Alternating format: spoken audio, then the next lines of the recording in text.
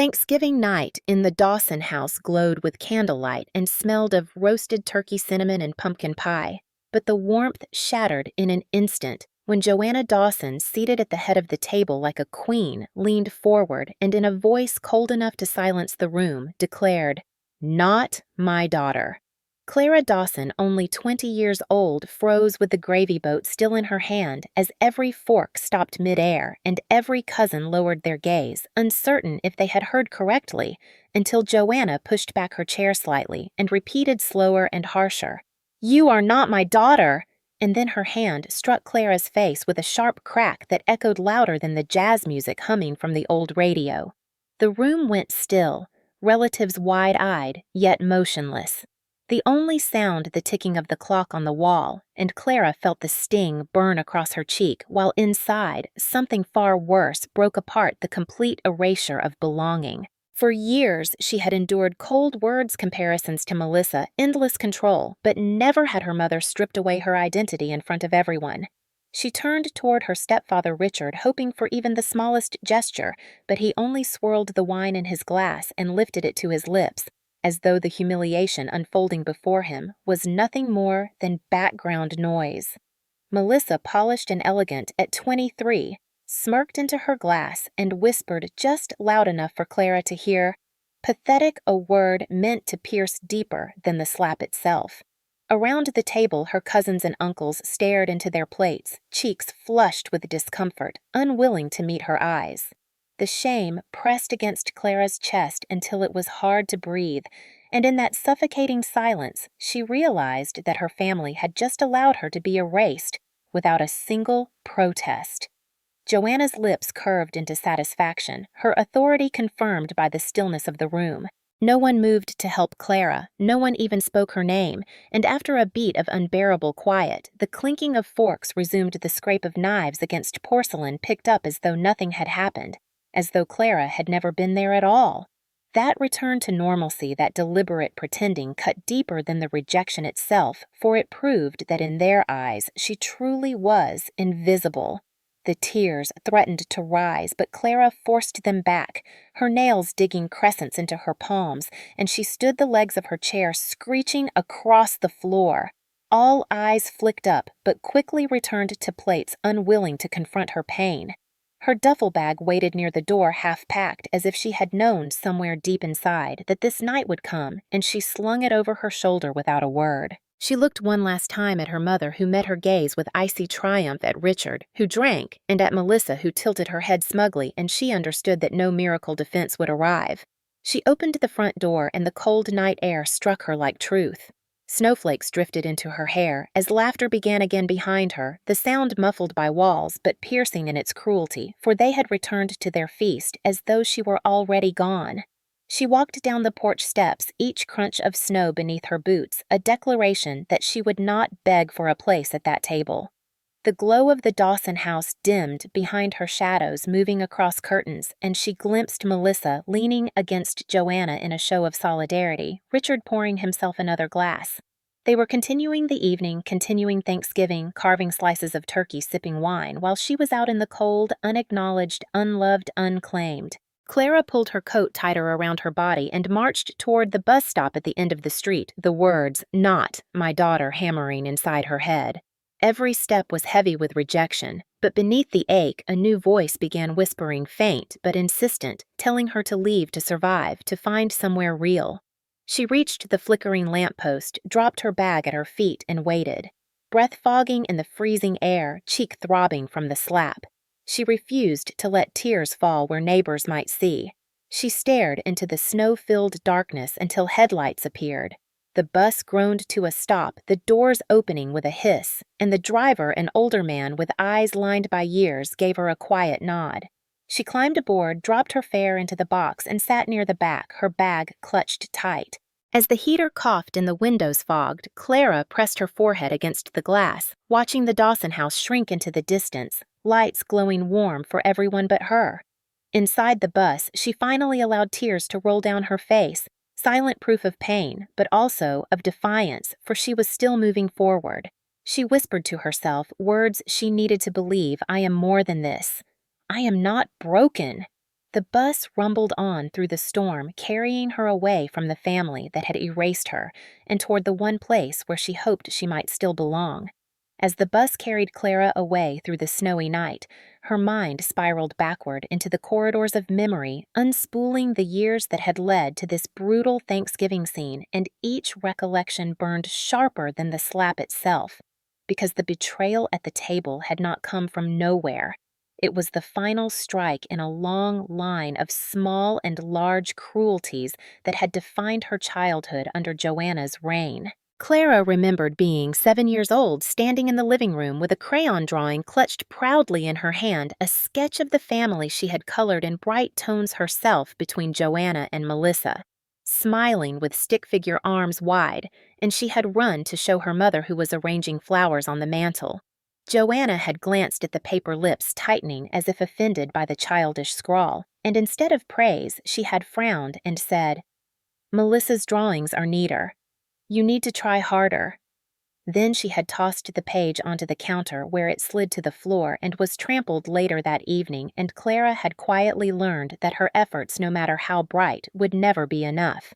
The memories stacked quickly, a cruel litany, being 10 and asking to join a school art club, only to be told by Joanna that it was a waste of time because Melissa has real goals while you want to play with pencils. Being 12 and saving coins to buy a second-hand guitar, only to find the case empty one day, and Melissa strumming it in her room while Joanna praised her talent and mocked Clara for being irresponsible with money. Being 14 and daring to defend herself when Joanna once again lauded Melissa for her academic awards while sneering at Clara's average grades, and Clara had raised her voice to say that she was doing her best, that maybe Melissa's constant spotlight left no room for her, and in that moment Joanna's hand had struck her across the cheek for the first time. A moment seared into Clara's bones, not because of the pain, but because of the stunned silence that followed. Richard staring into his newspaper, Melissa smirking in triumph, the message clear that resistance would only be punished. The pattern never changed. Richard's passivity became a shield for Joanna's dominance, his silence a permanent wall that Clara could not climb. Melissa, always the golden child, learned quickly to echo their mother's disdain, stealing small things from Clara, whispering lies about her to teachers, and then watching as Joanna punished Clara for crimes she had not committed. Even when evidence of Clara's innocence appeared, Joanna refused to see it, preferring to sculpt Melissa as perfect while treating Clara as a burden. Clara recalled nights when she lay in bed clutching her pillow, listening to the muffled laughter of Joanna and Melissa from the next room, the sound of unity that excluded her entirely, and she wondered even then if she truly belonged in this family. She had sought comfort from Richard, once timidly asking him at 13 if her mother loved her at all, and he had sighed, placed a heavy hand on her shoulder, and said, "Don't make trouble. Just try to get along before returning to his sports broadcast." That was the day Clara understood she had no allies inside those walls. The cruelest memories were not always physical. Sometimes they were subtler wounds, like being 16 and overhearing Joanna tell a neighbor, "Melissa is my pride, but Clara, well, she's a handful," spoken with a laugh that carried the weight of dismissal. Like being 17 and working part-time at a diner to save for college, while Joanna pocketed most of her tips under the guise of helping the household, but never once touching Melissa's allowance. Like being 18 and daring to bring home a painting she had sold at a local fair, a rare triumph, only to have Joanna scoff that it was a fluke, and Melissa roll her eyes and call it childish scribbling. Clara had carried that painting back to her room, hid it under the bed, and later tore it to pieces in a fit of despair, ashamed of wanting recognition that would never come. Through it all, the lesson carved itself into her soul. She was tolerated, not cherished, controlled, not guided, diminished, not celebrated. Thanksgiving night had only crystallized what she had always known, but the difference was that now the humiliation had been delivered not in private, but before an audience sealing her rejection publicly. The bus jolted over a pothole, and Clara gripped her duffel tighter, staring into the blur of white snow outside, and she thought of how many times she had dreamed of escape, of running to her grandmother Estelle's farmhouse where summer days had once been filled with laughter and pies cooling on the windowsill. Estelle had always been the only one to braid her hair gently, to ask about her drawings with genuine interest, to press a cookie into her palm when Joanna scolded her. But Joanna had discouraged visits, insisting that Estelle was old-fashioned and that Clara should spend her time focusing on the family at home, which really meant focusing on Melissa's achievements and Joanna's control. Clara now realized that Joanna had been building a cage of control for years, clipping her wings each time she tried to soar, and Melissa had been both accomplice and rival, mocking her failures while basking in favoritism. Yet somewhere deep inside, Clara had nurtured a spark of resistance, a quiet awareness that she was more than their judgment. That spark had survived every insult, every dismissal, every night she cried silently into her pillow. Now, as the bus carried her farther from the house where she had been erased, she could feel that spark growing into something stronger, something dangerously close to defiance. She remembered the night before her high school graduation when Joanna had told her flatly that Melissa would be the one to represent the family's pride, while Clara should be grateful simply to finish, and she had swallowed the bitterness without reply. But tonight, after hearing "Not my daughter" shouted into the Thanksgiving air, Clara understood that her silence had ended. She was done being the invisible one. She was done letting her mother and sister define her worth. The memories hurt, each one slicing through her heart, but together they also built a foundation of clarity. If she wanted freedom, if she wanted truth, she could no longer remain within the toxic cycle. She pressed her forehead harder against the cold bus window, whispering to herself the words her grandmother had once told her years ago in a hushed voice that had lingered like a prayer. "You are not worthless. You are mine, and you matter." Tears filled her eyes, but this time they were not only of grief but of recognition. Thanksgiving had been the breaking point, but childhood had been the slow erosion that prepared her for this night. The years of rejection, the endless comparisons, the blows both literal and verbal, all of it now formed the crucible from which she would forge her next step. The bus rattled through the storm wipers, dragging across the windshield as snow swirled in heavy sheets, and Clara sat in the back with her duffel bag pressed against her legs, her heart still pounding from the scene she had fled. Outside, suburban streets gave way to empty stretches of road, lined with bare trees bending under the weight of ice, and the glow of holiday lights on porches flickered briefly before vanishing into darkness. Clara leaned her head against the cold glass eyes following the blur of passing headlights, and in that strange cocoon of mechanical hum and drifting snow, she finally began to breathe again, though each breath felt shaky, torn between devastation and fragile relief. She replayed every second of the Thanksgiving table, hearing the words, "Not my daughter," feeling the sting on her cheek, watching the forks resume their slow rhythm as though she had never existed, and the weight of that cruelty pressed on her chest until she thought she might crumble. Yet at the same time, with every mile the bus put between her and the Dawson house, she felt a thread of liberation tighten around her ribs, reminding her that leaving had been the only possible choice. She glanced at the driver, an older man with lined eyes who seemed to carry decades of silence in his expression, and she wondered if he recognized the look of someone running from a home that had never been a home. He said nothing, simply guided the bus steadily through the snow, and somehow that quiet respect felt like the first kindness of the night. Clara closed her eyes, and memories of summers long ago rushed forward, memories she clung to like life rafts in the storm.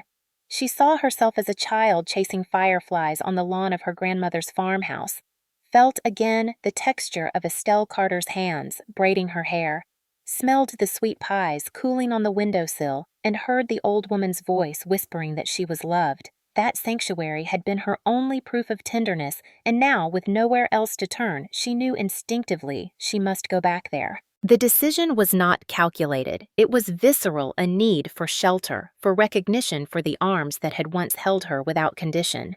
She imagined the farmhouse as she remembered it, white paint peeling slightly, a porch swing creaking in the wind, smoke curling from the chimney. The thought filled her chest with warmth so intense that tears gathered again in her eyes, tears she wiped quickly before they could spill. She would not cry like a child on this bus, not in front of strangers. Instead, she whispered softly under her breath, Grandma, I'm coming, as if the words could travel across miles of snow to reach Estelle's ears. The bus jolted again and the duffel shifted against her legs, a reminder of how little she carried: a few clothes, a sketchbook, and the unbearable weight of rejection. Still, it was enough. She had left behind the house that erased her, and that meant she had already begun to build something new. The road narrowed, houses thinning until only dark fields stretched wide, and Clara felt the loneliness deepen even as hope grew sharper. Each mile brought her closer to the place she believed still held her name. At a flickering roadside stop, the driver announced the last stretch, and Clara stood adjusting the strap of her bag, her legs trembling with exhaustion and anticipation. She stepped into the storm, instantly swallowed by silence, the snow crunching beneath her boots, the wind slicing her cheeks. The bus rumbled away, taillights fading, until she stood alone under a weak wooden sign that read Carter's Crossing, nearly hidden by frost. Darkness pressed in from every direction, broken only by the faint glow of a farmhouse lamp far down the road. Clara pulled her coat tight and began walking the half-mile, stretching endlessly as her body ached from cold. Each step triggered another memory: Estelle teaching her how to gather eggs from the chicken coop, Estelle humming old hymns by the fireplace, Estelle saying softly, "Clara, you are not worthless. You are mine." Tears spilled despite her effort to hold them back, freezing instantly on her skin. Yet she did not stop. She forced herself forward, one crunching step after another, until finally the outline of the farmhouse rose from the storm like a lighthouse. The golden glow of a kitchen window shone through the snow, and smoke curled gently from the chimney, the sight so tender that Clara nearly collapsed from the ache of recognition. She stopped at the gate, hand hovering over the latch, fear seizing her chest that maybe too much time had passed, maybe Estelle would not remember her, maybe she would be turned away once more. But before she could decide, the front door opened with a creak, and there stood Estelle Carter, silver hair loose around her shoulders, thick, cardigan wrapped tight, her bare feet against the wooden floor, eyes as sharp and unwavering as ever. She stared at Clara for a moment that seemed endless, and then, her voice steady and piercing, cut through the snow. "So, they finally broke you." The words shattered Clara's composure, her knees buckling, not from exhaustion, but from the unbearable weight of being seen, truly seen, and she dropped her bag, stumbling forward into the arms of the only person who had ever claimed her without condition. The moment Estelle's arms closed around Clara on the porch of the farmhouse, the 20-year-old collapsed into sobs. She had tried to hold back on the bus, her breath hitching, her body trembling as though every insult and every rejection had been waiting for this release. Estelle held her tightly, her frame frail, but her embrace unyielding, and whispered against Clara's hair, "You've carried too much, child, but you are here now." Clara buried her face against the cardigan that smelled of cedar and flour, the smell of safety, and for the first time in years, she felt the weight of her pain acknowledged. Estelle pulled her inside, shutting the door against the storm, and the warmth of the kitchen hit Clara like a wave.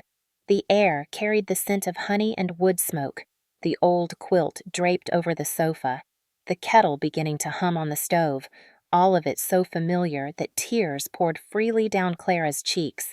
She sank into the chair. Estelle guided her to the same chair she had sat in as a child while coloring pictures or sipping cocoa, and now she clutched the steaming mug Estelle placed in her hands as though it were a lifeline. Between gasps, she tried to explain what had happened, words spilling out in fragments. The dinner table, the slap, Joanna's voice declaring her, "Not my daughter," the silence of Richard, the smirk of Melissa, the resumption of forks and knives as though she were already gone. Estelle listened without interruption, her face lined with sorrow, but her eyes burning with controlled fury, and when Clara finally fell silent, drained and trembling, Estelle said in a voice low and fierce, "You are not broken. You are not less. They have poisoned your years, but they will not have the rest of your life." Clara wept again, not from despair this time, but from the relief of being defended at last. When the tears subsided, Estelle guided her upstairs to the small bedroom Clara had once called hers during summers long past. Dust covered the shelves, boxes lined the corners, but the wallpaper of blue daisies remained chosen by Clara when she was 7. Clara brushed her fingers against the pattern, overwhelmed by memories of nights spent reading under covers and mornings woken by the rooster outside a simpler time before Joanna's control had choked every breath. Estelle lit the lamp, handed Clara a flannel nightshirt, and told her firmly, "Sleep. Tomorrow is time enough for questions. Tonight, you just rest." Clara crawled beneath the heavy quilt that smelled faintly of lavender, and for the first time in years, she drifted to sleep without fear of footsteps storming down the hall or voices condemning her. She slept deeply, and when she woke to pale sunlight filtering through lace curtains, the farmhouse seemed almost like a dream she had imagined too tender to be real. But then she heard the soft cluck of chickens outside, the creak of floorboards under Estelle's steps, and the hiss of a percolator on the stove, and she knew she was home, truly home. She dressed slowly in clothes Estelle had left folded at the chair, flannel and wool socks, and descended to the kitchen where Estelle stood flipping eggs in a cast-iron pan.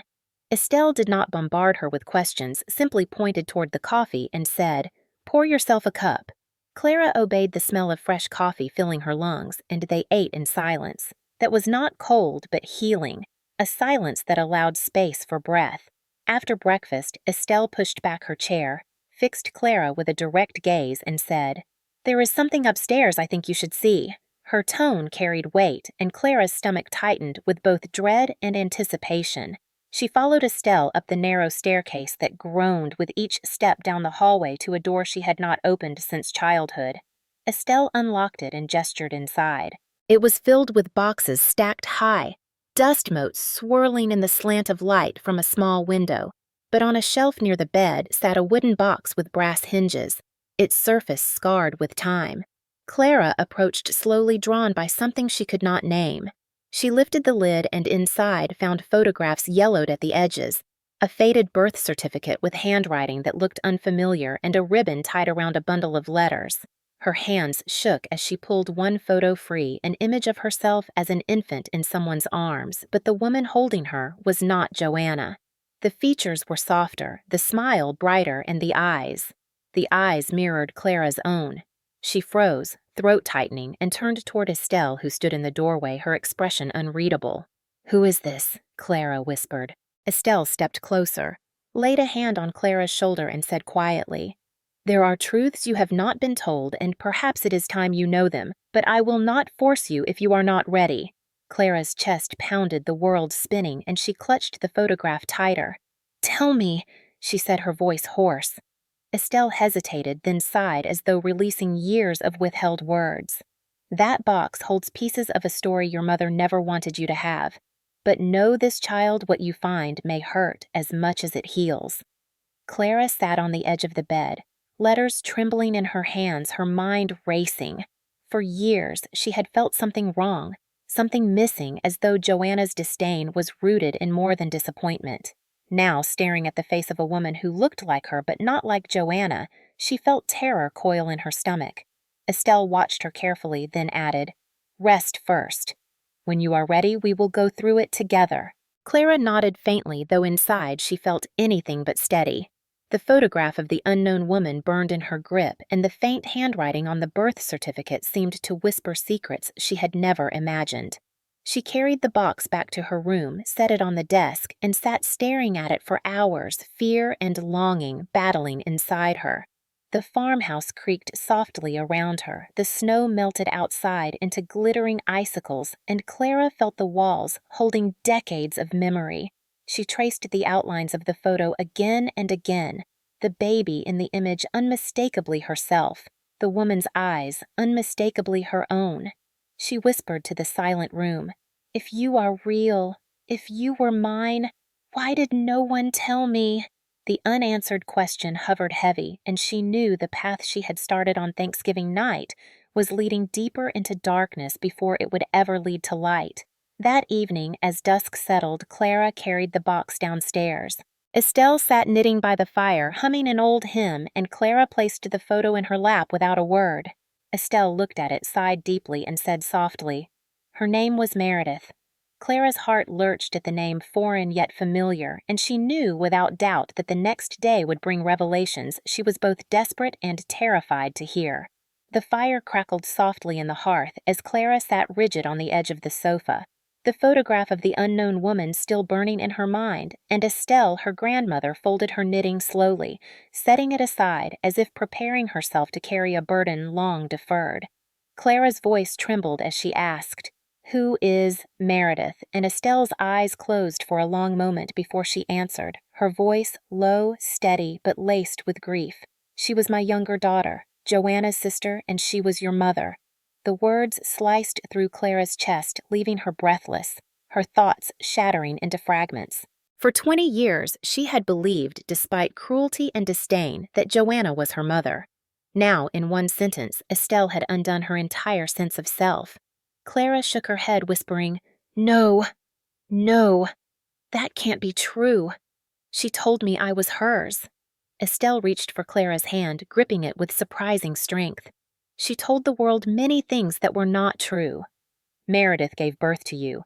Meredith loved you fiercely, but 20 years ago she died in a fire that I have never believed was an accident, and Joanna took you in, told everyone you were hers, and built her image as the selfless sister who raised a child left behind.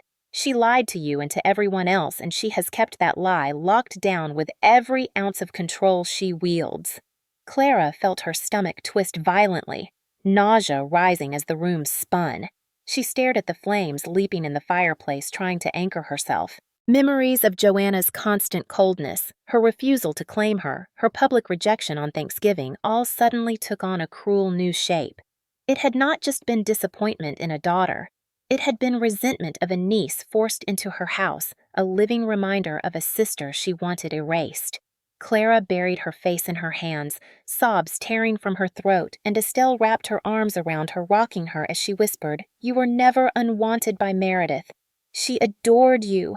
She fought for you, and I believe she died because of it." Clara lifted her head, her tear-streaked face contorted with disbelief and fury. "Why didn't you tell me sooner?" she demanded. Estelle's eyes filled with tears. "Because Joanna threatened me. She said if I ever told you she would cut me off completely, and I feared losing you. I thought if I stayed quiet I could at least remain near, at least be part of your life. It was cowardice, and I regret it every day." Clara pushed back from her grandmother, pacing the room, her hands tugging at her hair, her heart slamming against her ribs. "So all those years I was trying to earn her love. All those years she was comparing me to Melissa, punishing me, calling me a burden. She wasn't even my mother." Estelle nodded, her lips pressed tight. "No, she never wanted to be your mother. She wanted to erase Meredith and all trace of her, including you." Clara staggered, the weight of revelation pressing her toward collapse.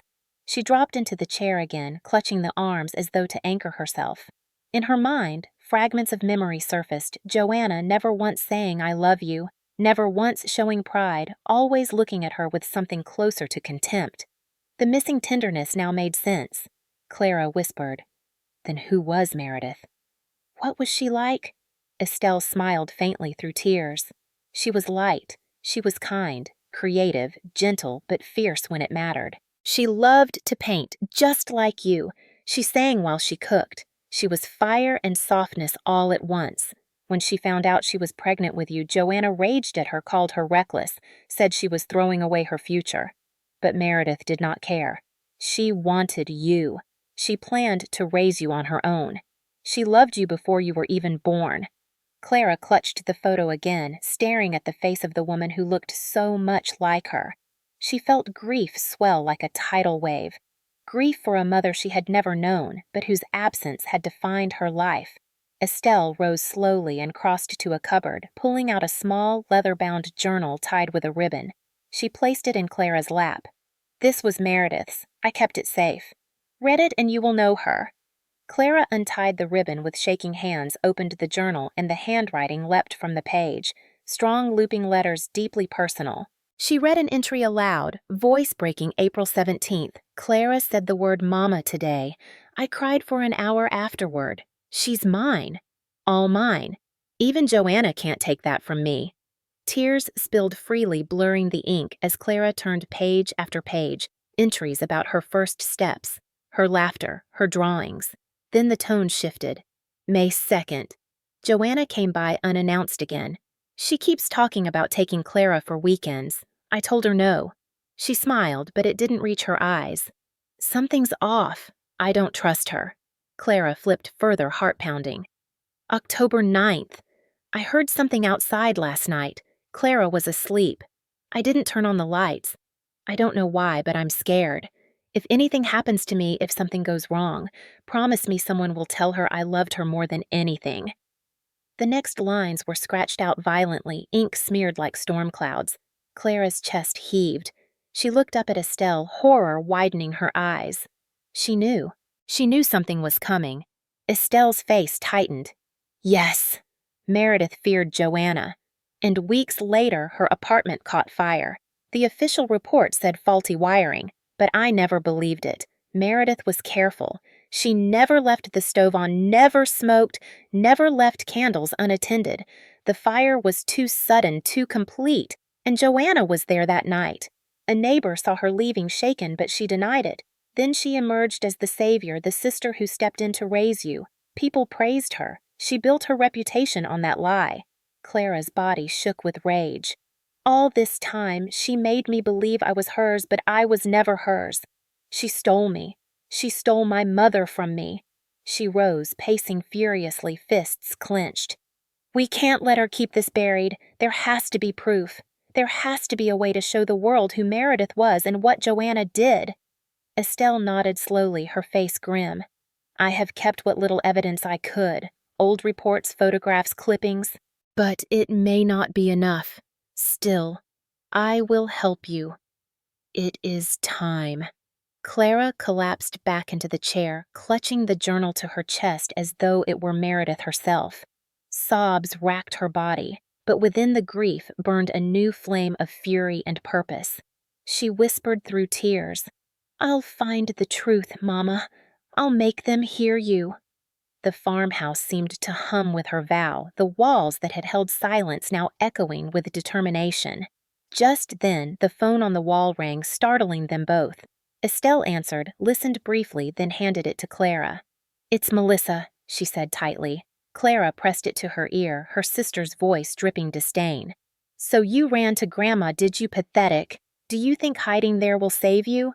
You've embarrassed us enough. You're making the family look bad. Come back and apologize or you'll regret it. Clara's hand trembled, but she did not speak. Melissa's voice hardened. You'll never win against Mother. You'll only make things worse. Then the line went dead. Clara lowered the phone slowly, her jaw tight. Estelle placed a steady hand on her arm. You hear that even Melissa is trapped in Joanna's web, but child, you are free now, and you will show them the truth.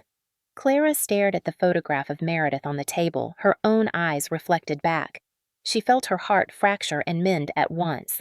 For the first time, she knew who she truly was.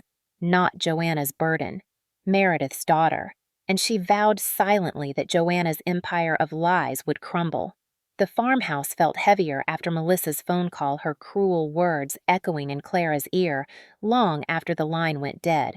But that sting only deepened Clara's determination, for she now understood that Joanna's control was not confined to her alone, but had wrapped itself around Melissa as well, twisting her sister into both accomplice and victim. Estelle poured tea with steady hands, watching Clara closely, and then she said, It is time you see what I have kept hidden all these years. She led Clara up the narrow stairs to the attic, each step groaning beneath their weight, and at the far corner she pulled aside a quilt to reveal a trunk scarred with age. Estelle unlocked it with a small brass key she kept on a chain around her neck and lifted the lid. Inside lay stacks of yellowed newspapers, old photographs, a folder of official documents, and wrapped in cloth, a cassette tape recorder with a cassette still inside. Clara's heart raced as she reached for the recorder, her fingers trembling. Estelle explained, A neighbor gave me this years ago. He said he found it discarded near the building the night Meredith died. I never had the courage to play it in full.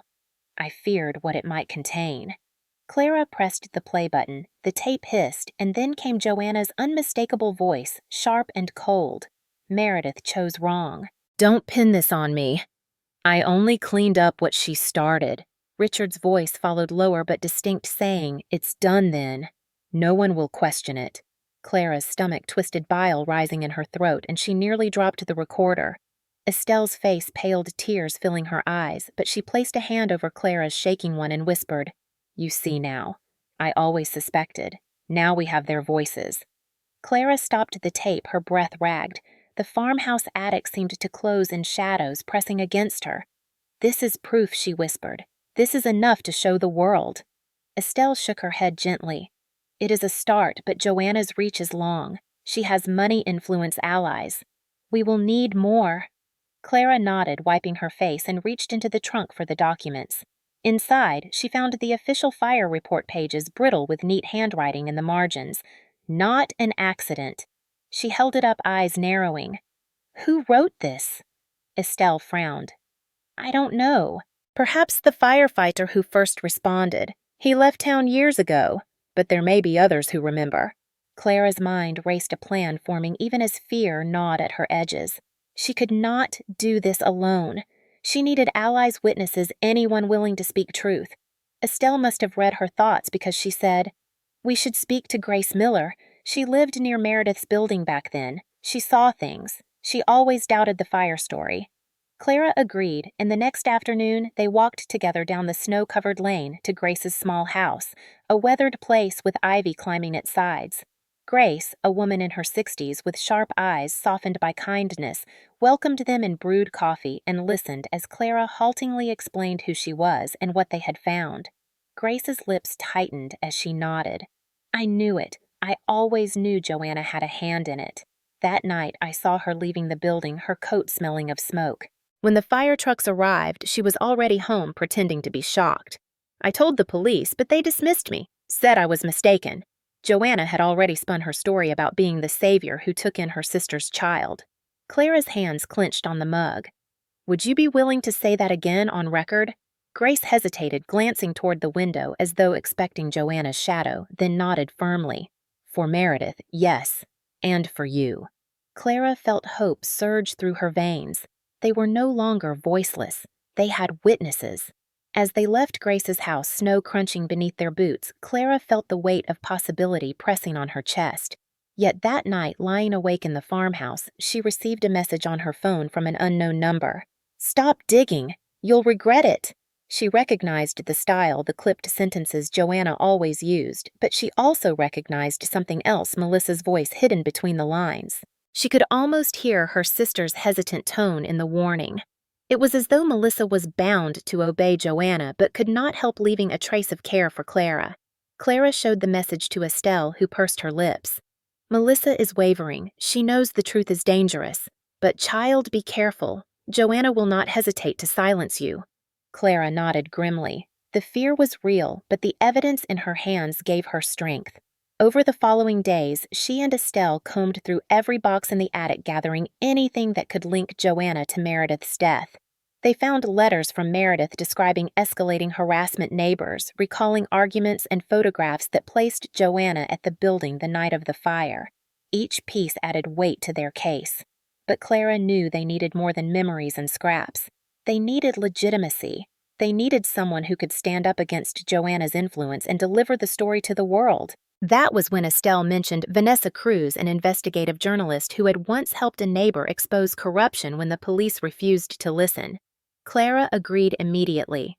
They arranged a meeting. When Vanessa arrived at the farmhouse, she carried a leather satchel and an air of calm intensity. She listened without interruption as Clara and Estelle laid out the journal, the fire report, the cassette tape, and Grace's testimony.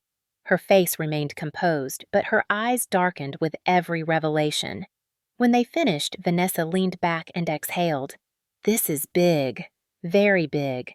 But you must understand, once this goes public, Joanna will come after you with everything she has.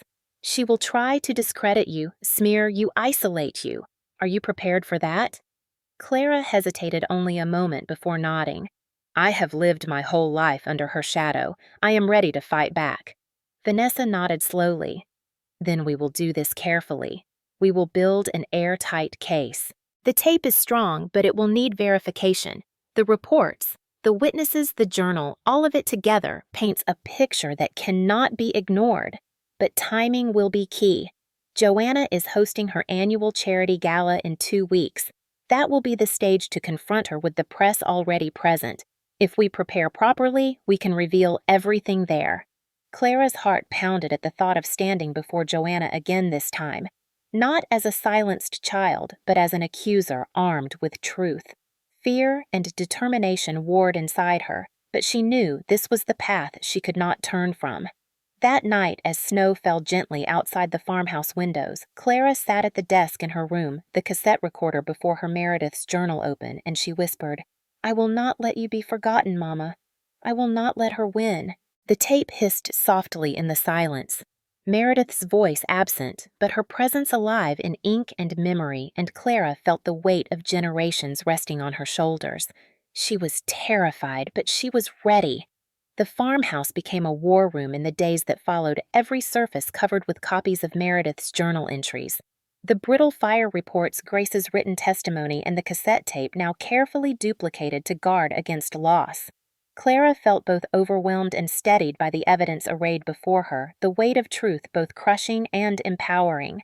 Vanessa Cruz visited often, her sharp eyes scanning each page, her recorder capturing every statement, her methodical questions guiding Clara and Estelle through details they had never considered. "We must be meticulous," Vanessa explained, "because Joanna's reputation is polished. She has friends in politics, allies in the press. If we stumble, she will bury us. But if we move precisely, if we strike at the right time, her empire will collapse." Clara listened, her nerves tightening, but her resolve hardening with every word. Nights blurred into mornings as they organized the material, cataloged dates, prepared witness lists, and strategized. Vanessa made calls to legal contacts who could authenticate the tape and confirm the handwriting in the journals. Grace agreed to stand as a witness publicly, her courage steady despite the risk. Estelle moved with renewed vigor despite her age, her eyes flashing with the same fire that once defined her younger years, refusing to let her granddaughter stand alone.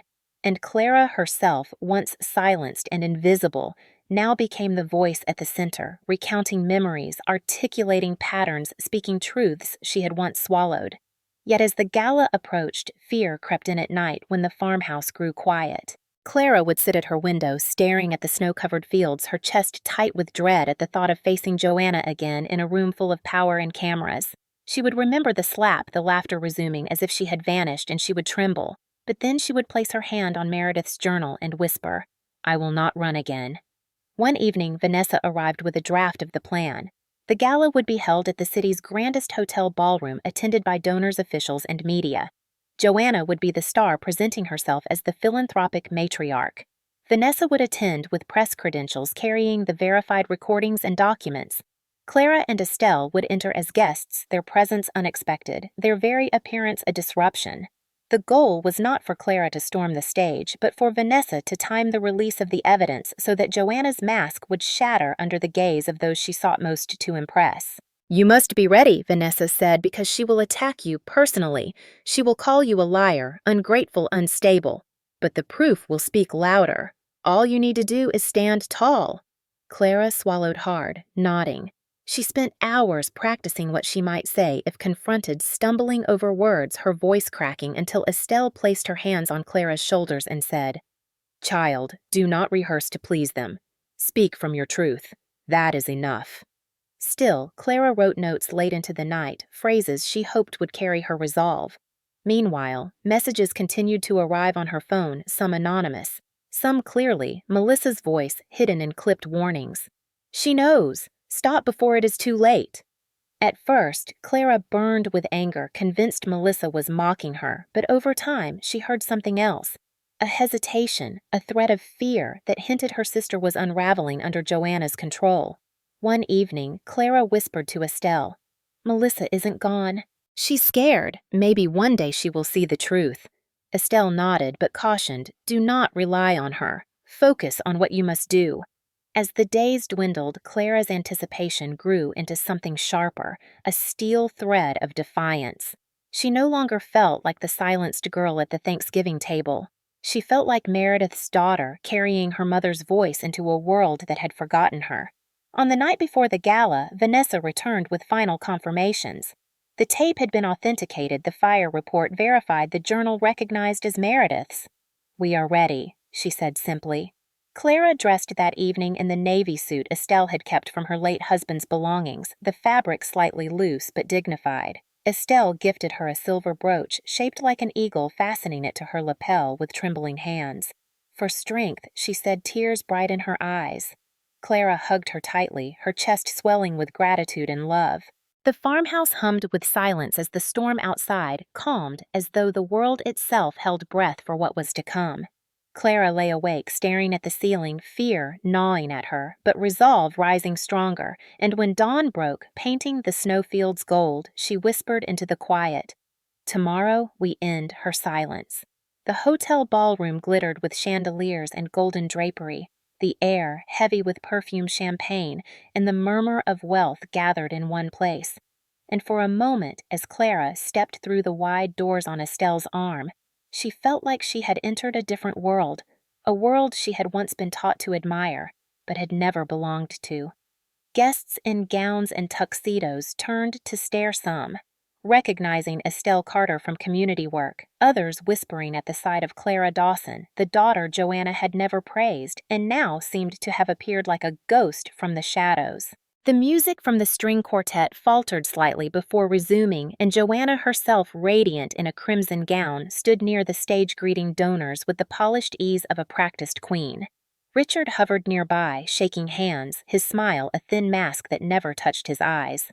Melissa stood at her side, elegant but rigid, her lips pressed tight, her eyes flickering when she caught sight of Clara, a shock she tried and failed to hide. Clara's knees trembled, but she straightened her spine, her hand tightening on Estelle's. They walked deeper into the room, the whispers rising like a tide.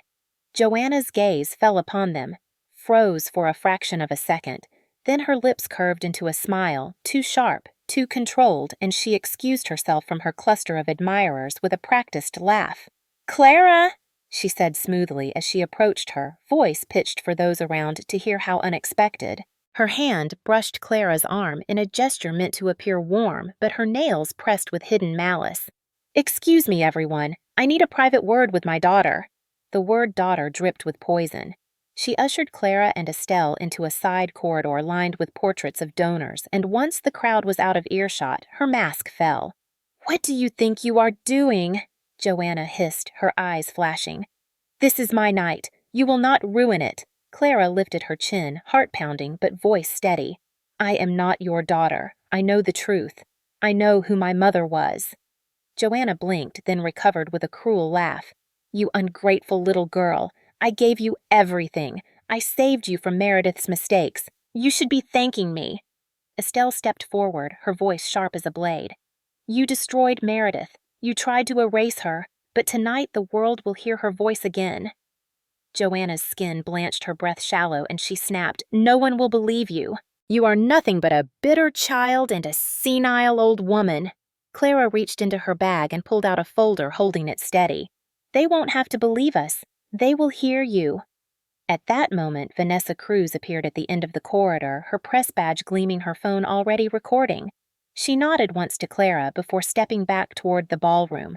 Moments later, the lights dimmed slightly as the host introduced Joanna for her speech, and she glided onto the stage with her perfect smile, launching into practiced words about family charity rebuilding. But before she could finish her opening sentence, Vanessa stepped forward and signaled the sound crew.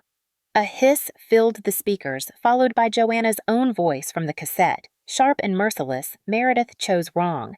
"Don't pin this on me. I only cleaned up what she started." Gasps rippled through the ballroom faces, turning pale, cameras snapping instantly. The recording continued, Richard's voice joining, "It's done then. No one will question it." The room erupted in whispers, shock and horror threading through the glittering crowd. Joanna froze on stage, her smile collapsing, her hand gripping the podium until her knuckles whitened. Reporters surged forward, microphones raised, cameras flashing. "Mrs. Dawson, what is this? Is that your voice? Were you involved in your sister's death?" Joanna's facade crumbled as she stammered. "This is taken out of context. Lies, all of it." But Vanessa raised her voice, calm and cutting. "The tape has been authenticated. The fire report was altered. Witnesses are prepared to speak. Tonight we present the truth." The screen behind the stage lit up with projected images. Meredith's journal pages the fire report marked, "Not an accident," photographs of Joanna near the building that night. The ballroom was no longer hers. It belonged to the truth. Clara stepped forward, her voice trembling but clear, carrying across the shocked audience. "My name is Clara Dawson. For 20 years I believed Joanna was my mother. She told the world she saved me, but my true mother was Meredith Carter, her sister. Meredith loved me. Meredith died in a fire that was no accident. Joanna built her reputation on that lie, and tonight her own voice proves it." The audience gasped again, some shaking their heads, others pulling out phones to stream the chaos live. Melissa stood frozen near the edge of the stage, her eyes wide with horror. She looked at Clara, at Joanna, at Estelle, and for the first time, her mask slipped. Tears brimmed in her eyes. She took a step toward Clara, but stopped, torn her body trembling with indecision. Joanna's face twisted with fury. "How dare you stand there and accuse me? You are nothing. You are a mistake." Clara held her ground, though every muscle quaked. "No, I am Meredith's daughter, and tonight the world knows it." Vanessa signaled her assistant, who sent the press release live. Within moments, phones buzzed across the ballroom as news sites exploded with headlines. "Philanthropist Joanna Dawson exposed in sister's death scandal." "Charity icon's family secret uncovered." The donors began to pull away, whispers turning to disgust. Richard tried to speak, stammering, "I knew nothing." "I swear," but no one believed him. Reporters swarmed, questions hurled like stones.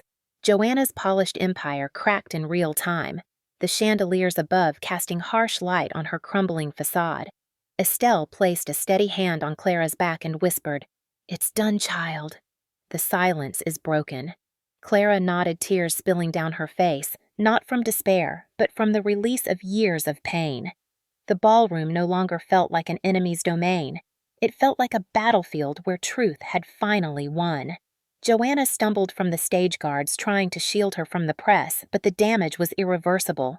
Cameras captured every second, every expression. Clara stood rooted in place, trembling yet unbowed. She had faced her tormentor armed with truth, and she had not fallen. As she turned to leave with Estelle and Vanessa at her side, Melissa's voice broke through the chaos, trembling but audible. "Clara!" Clara paused, glancing back. Melissa's face was streaked with tears. I'm sorry." The words were almost lost in the storm of voices, but Clara heard them, and though the wound of betrayal ran deep, a spark of reconciliation flickered in her chest. Then she turned away, stepping out of the ballroom into the cold night air, the roar of scandal still echoing behind her. Snowflakes drifted down soft against her cheeks, and for the first time in her life, Clara felt light, unchained, and free. The fallout from the gala was immediate, and merciless headlines screaming across every news site by morning talk shows dissecting the recordings and neighbors whispering in shock as the carefully constructed image of Joanna Dawson collapsed overnight. Police reopened the case of Meredith Carter's death, investigators descending upon old files, neighbors interviewed again, and Grace Miller's testimony taken with fresh gravity. The cassette tape, authenticated by experts, circulated among law enforcement, and the press the damning voices of Joanna and Richard impossible to deny. Joanna issued a statement through her lawyer declaring her innocence, claiming the tape had been manipulated, but the public had already judged, and even her allies began to distance themselves. Richard, pale and nervous, released his own statement claiming he had known nothing, that his words had been taken out of context, but the hollow ring of his excuses convinced no one. Donors withdrew their support, charities severed ties, and within days, Joanna's reputation as a philanthropic matriarch had turned to ash. For Clara, the news reports were a surreal blur. She watched from the farmhouse, Estelle's hand steady on her shoulder as footage of the gala replayed again and again. Joanna's stunned expression, Clara's trembling declaration, Vanessa's calm unveiling of the evidence.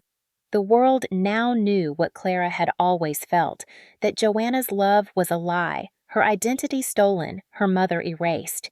Yet, amid the triumph, Clara felt an ache that victory could not heal for justice, could expose but not resurrect Meredith, and the hollow absence of a mother she never truly knew cut as deeply as the relief of truth.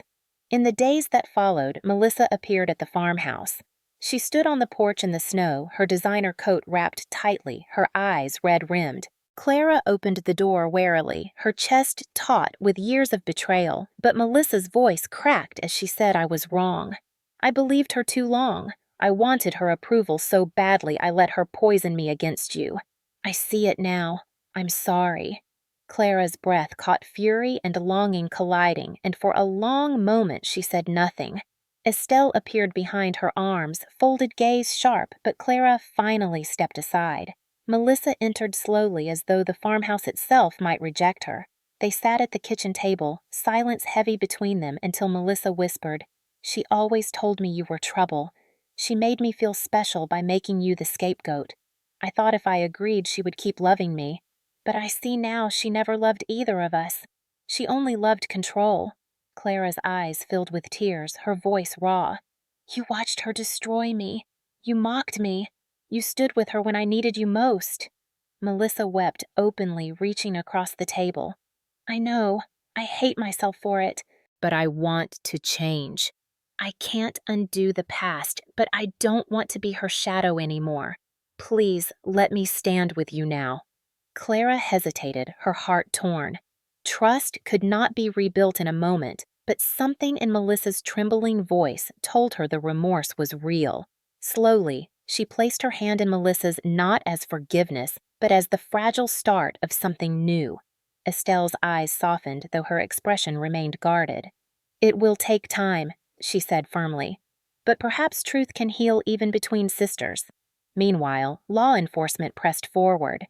Investigators discovered inconsistencies in Joanna's financial records, evidence of bribes to silence officials, and the reappearance of the retired firefighter who admitted he had always suspected foul play but had been discouraged from pursuing it.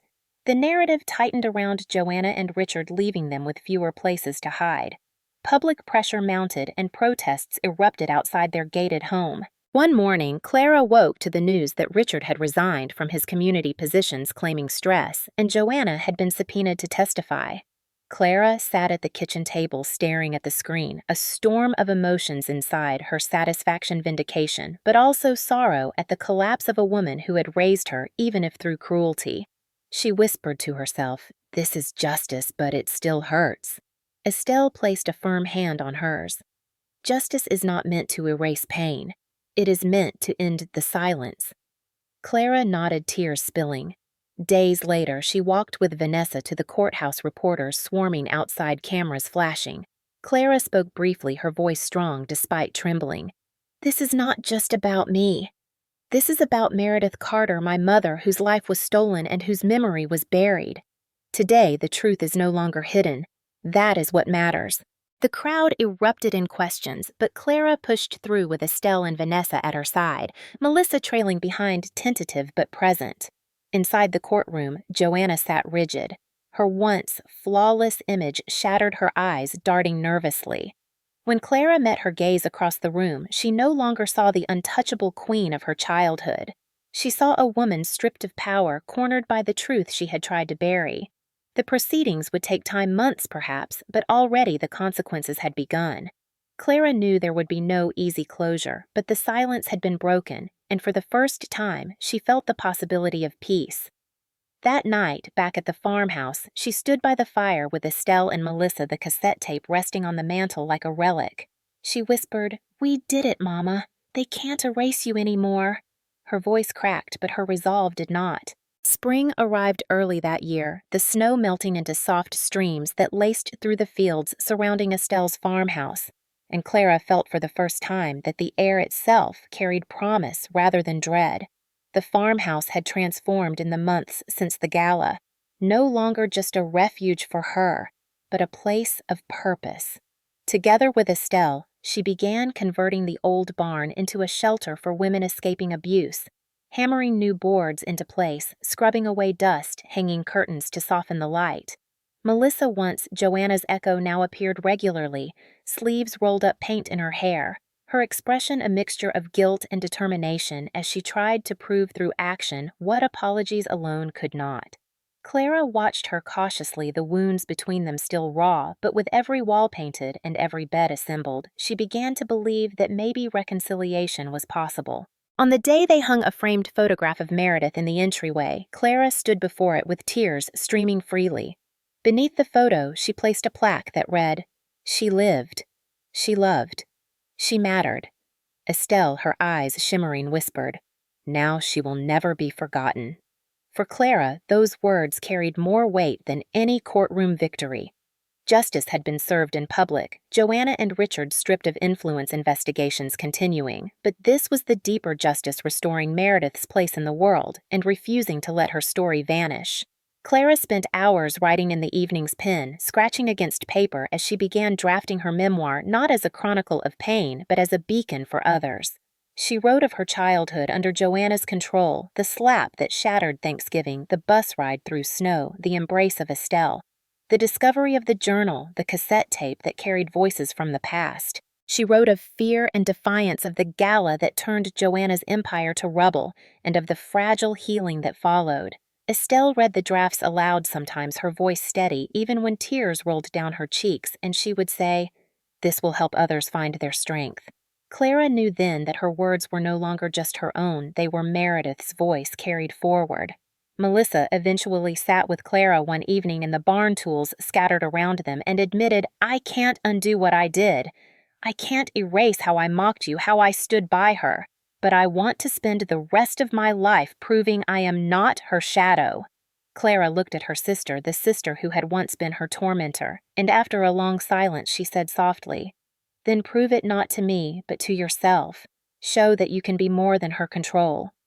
Melissa nodded, tears slipping down her face, and for the first time they embraced not as rivals, but as sisters. The days filled with the laughter of volunteers, the chatter of women finding safety in the shelter, the cluck of chickens outside, and Clara often paused to let the sound wash over her, astonished that the girl once erased at a Thanksgiving table now stood at the center of a place built on truth and protection. Estelle's health began to slow with the seasons, her steps smaller, her eyes tiring more quickly, but her spirit remained fierce. On her 82nd birthday, she stood in the middle of the barn surrounded by friends and survivors, her voice ringing clear as she declared, "This is the home I always dreamed my family would make, and now it stands." Clara painted her portrait that evening, Estelle seated with her hands folded, a satisfied smile on her face, and she hung it in the barn with the title, "The Anchor." Weeks later, news arrived that Joanna had accepted a plea deal facing charges that would stain her name forever, and Richard had vanished from public view. Clara read the headlines without triumph, only with the steady sense that balance had finally been restored. She whispered to Meredith's photograph, "It's over. They cannot hurt us anymore." That summer, the fields burned gold with wheat bees, humming children of survivors running across the grass. And Clara often sat under the maple tree they had planted beside the old oak, her notebook open, her pen moving across pages. On the anniversary of Meredith's death, she held a small ceremony planting flowers at the base of the tree. Survivors and neighbors gathered, Melissa reading aloud a passage from Meredith's journal that ended with the words, "There is beauty in fighting back." Clara felt peace settle over her shoulders like a shawl not complete, never erasing the scars but real. That evening, she walked alone to the hill behind the barn, watching the sunset spill fire across the horizon, and she wrote a letter not to Joanna or Melissa or even to herself, but to the next girl who might stumble through darkness seeking hope. "You are not alone," she wrote. "Your story matters. Even the broken parts, especially the broken parts, for they are the places where the light enters. Do not let anyone erase you. Speak, fight, remember." She signed it as Meredith once had, "With love, always Clara." Folding the page, she placed it in the journal, a continuation of the voice her mother had begun. When she returned to the farmhouse, Estelle was dozing by the fire, her cardigan pulled tight, her breath steady. Clara kissed her forehead and whispered, "You gave me back my life." In the months that followed, the shelter thrived, donations arriving from strangers moved by the story Vanessa had published, survivors traveling miles to find refuge. Clara became not just a survivor, but a builder. Her pain transformed into strength, her silence into testimony. She often thought back to that Thanksgiving night, the slap, the humiliation, the silence as Forks resumed, and she realized that what had been meant to erase her had become the spark that defined her. She was not Joanna's burden, not her mistake, not her erased shadow. She was Meredith's daughter, Estelle's granddaughter, Melissa's sister, and her own woman. And as she stood one morning watching the sun rise over the fields, the barn alive with voices, the farmhouse glowing warm, she whispered, "I am free."